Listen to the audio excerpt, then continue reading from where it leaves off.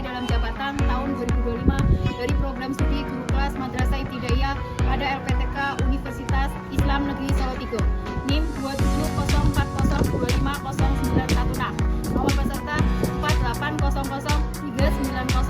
480039022845. Saat ini saya akan melaksanakan praktek mengajar sebagai uji kinerja saya. Saya mengajar di kelas 5 MI At-Taqwa Kota Tegal. Pada praktek hari ini saya akan mengajarkan pelajaran IPA materi sifat-sifat cahaya dengan menggunakan model pembelajaran problem-based learning. Demikian perkenalan ini saya sampaikan. Terima kasih dan sekian. Selamat menyaksikan. Assalamualaikum warahmatullahi wabarakatuh.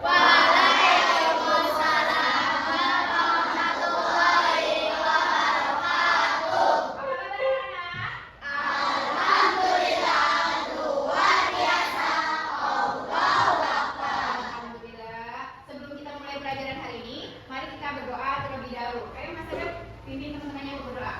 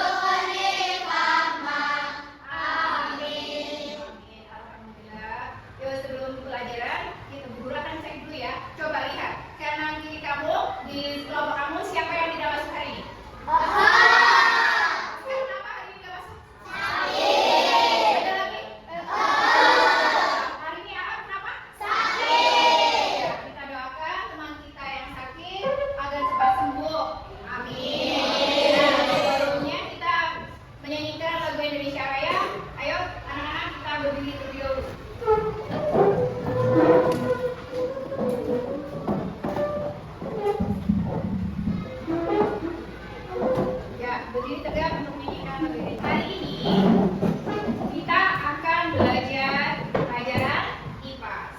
Nah sebelumnya, guru mau tanya. Sebelumnya kita belajar pelajaran apa ya? Tentang cahaya.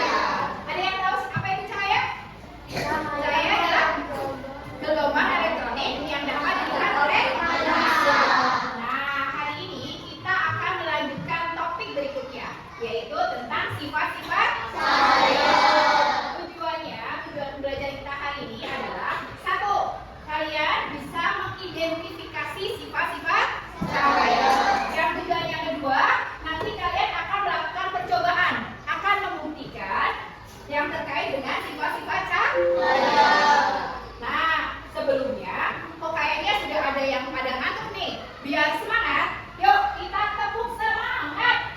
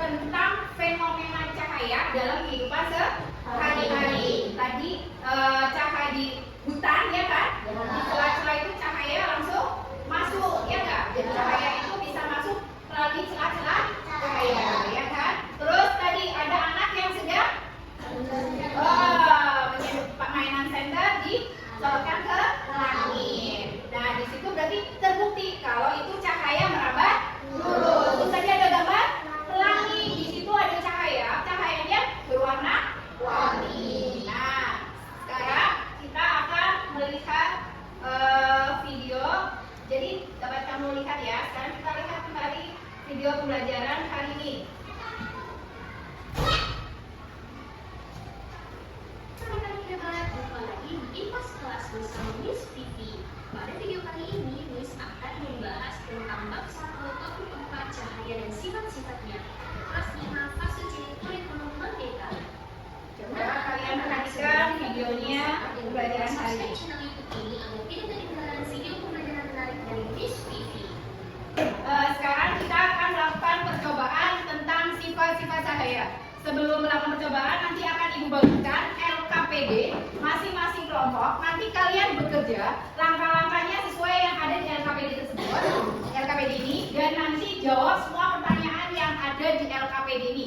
Dan ingat ya, selama kalian melakukan percobaan, nanti Bu Guru akan menilai siapa anak-anak yang tidak aktif, yang tidak memegang alat, yang tidak memperhatikan. Berarti nanti nilainya tidak bagus. Ya, semuanya harus aktif, mempraktekkan, mencoba, melihat percobaan tentang sifat-sifat cahaya. Nanti Bu bagikan LKPD-nya, dan nanti masing-masing kelompok, ketua kelompoknya ngambil alat peraganya.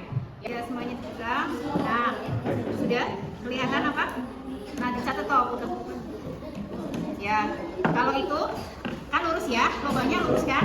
Nah, cahayanya nembus nggak sampai belakang? Cahayanya nembus. Coba salah satu karton digeser. Nah, kelihatan cahayanya nggak? Enggak. Nah, oke, sekarang dicatat percobaannya. Kerjakan, kasih lapor. Kita pantulkan, coba ada yang salah satu berdiri, pantulkan saya. Nah, ketika kamu pantulkan saya itu, nah di situ kelihatan warnanya nggak? Warnanya apa aja? Nah, sekarang bisa dicatat ya. Ya. Diarahkan ke kaca. Nah, ada cahaya. Tapi lihat, tuh lihat ada cahayanya nggak? Nah, itu mantul kan cahayanya ke situ, tapi di bayangannya ada di sebelah sana. Itu berarti cahaya itu di ya udah jelas, jelas ya. Tembus nggak cahayanya? Coba. Kalau ganti pakai tas, cahayanya nembus apa enggak? Nah, berarti catat berarti apa? Cahayanya itu menembus benda ini. Kalau bendanya ke sini dia nggak akan pensil dimasukkan, apa yang lihat? Nah, setelah pensil dimasukkan dalam air, coba. Nah, perhatikan prosesnya. Nah, lihat apa yang terjadi. Pensilnya jadi lebih besar. Nah, pensilnya posisinya jadi membengkok dan apa ya lebih besar. Nah, udah catat nanti hasilnya di evaluasi. Assalamualaikum warahmatullahi wabarakatuh. Waalaikumsalam warahmatullahi wabarakatuh. Kami dari kelompok 1 akan melaporkan hasil percobaan kita cahaya menambah terus. Yuk. Coba lihat ya. Ketika Apa yang terjadi ketika mata lubang karton dan cahaya senter Nah, dilihat materinya. satu garis lurus? Cahaya dari senter akan terlihat oleh mata karena cahaya dapat melewati lubang karton secara lurus. Bagaimana jika posisi salah satu karton tidak sejajar? Apa yang terjadi pada cahaya? Jika salah satu karton bergeser sehingga tidak sejajar dengan garis lurus, maka cahaya dari senter tidak dapat melewati semua lubang karton. Akibatnya, cahaya tidak sampai ke mata. Ini juga menunjukkan bahwa cahaya hanya dapat merambat melalui jalur lurus atau ke dalam. Jadi kesimpulan dari kelompok 1, cahaya dapat merambat terus. Dibuktikan saat lubang pada karton-karton berada dalam satu garis lurus. ya, jadi dari kelompok 1 ini membuktikan cahaya merambat lurus, yaitu ketika karton lubangnya satu sejajar, cahayanya bisa sampai ke belakang. Assalamualaikum warahmatullahi wabarakatuh. Waalaikumsalam warahmatullahi wabarakatuh. Kami dari kelompok 2 akan melaporkan hasil percobaan kami.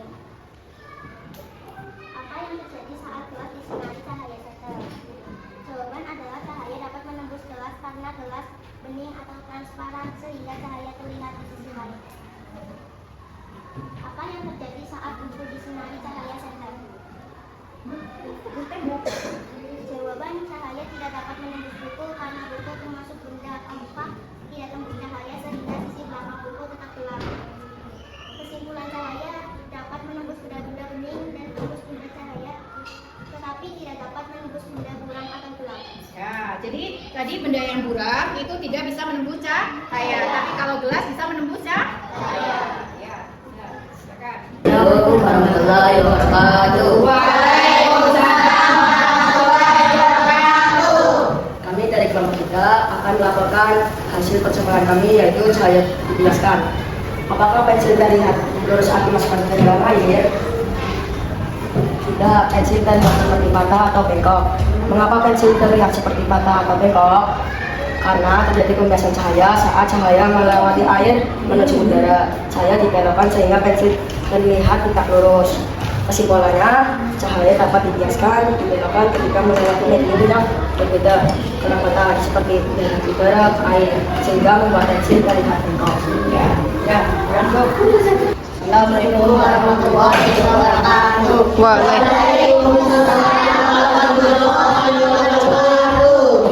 Dari kelompok 4 akan melaporkan hasil percobaan kami, yaitu cahaya dapat dibandingkan. Apa yang terjadi ketika cahaya senter mengenai permukaan kaca? Permukaan cermin. Cahaya senter akan dibantulkan oleh cermin. Permukaan cermin yang halus membuat cahaya tidak halus, melainkan memantul ke benda. Kesimpulannya, cahaya dapat memantul ketika mengenai permukaan benda yang rapat dan gelap, seperti cermin. Assalamualaikum warahmatullahi wabarakatuh.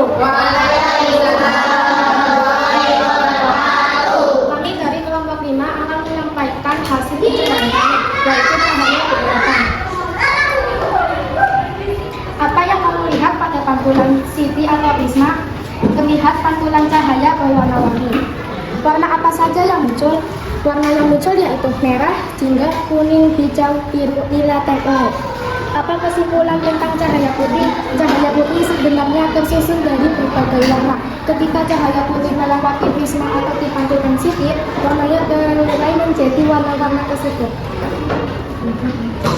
Nah, setelah kita melakukan berbagai percobaan, melihat video untuk bahan evaluasi, akan Bapak bagikan lembar evaluasi yang bisa kamu kerjakan dan dijadikan bahan PR buat kamu, dan nanti dikumpulkan pertemuan kita berikutnya.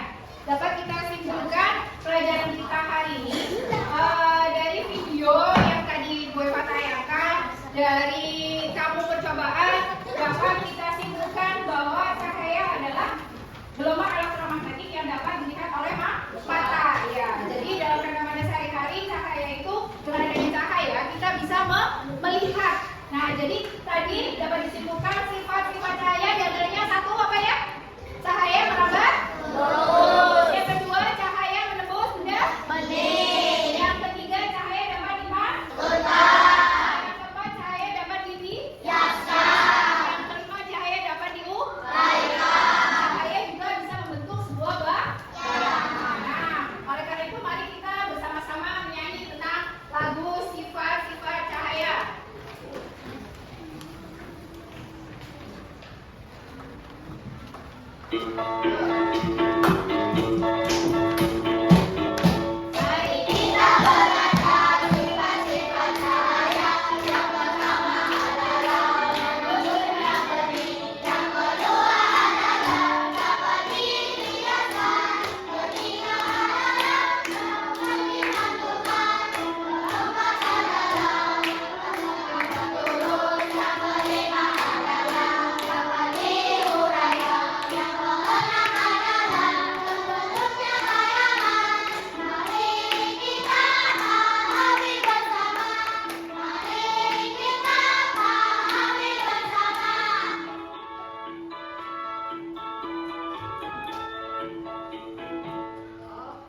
Di rumah untuk pertemuan kita hari berikutnya, kalian bisa baca terlebih dahulu materi, bunyi, dan sifatnya. Nah, sebelum kita mengakhiri pelajaran kita hari ini, kalian beres-beres terlebih dahulu, kemudian kita berdoa untuk pulang. Yuk, rapikan masker. Semuanya dirapikan, dimasukkan dalam tas. Kita berdoa untuk pulang. Kita 3 kali.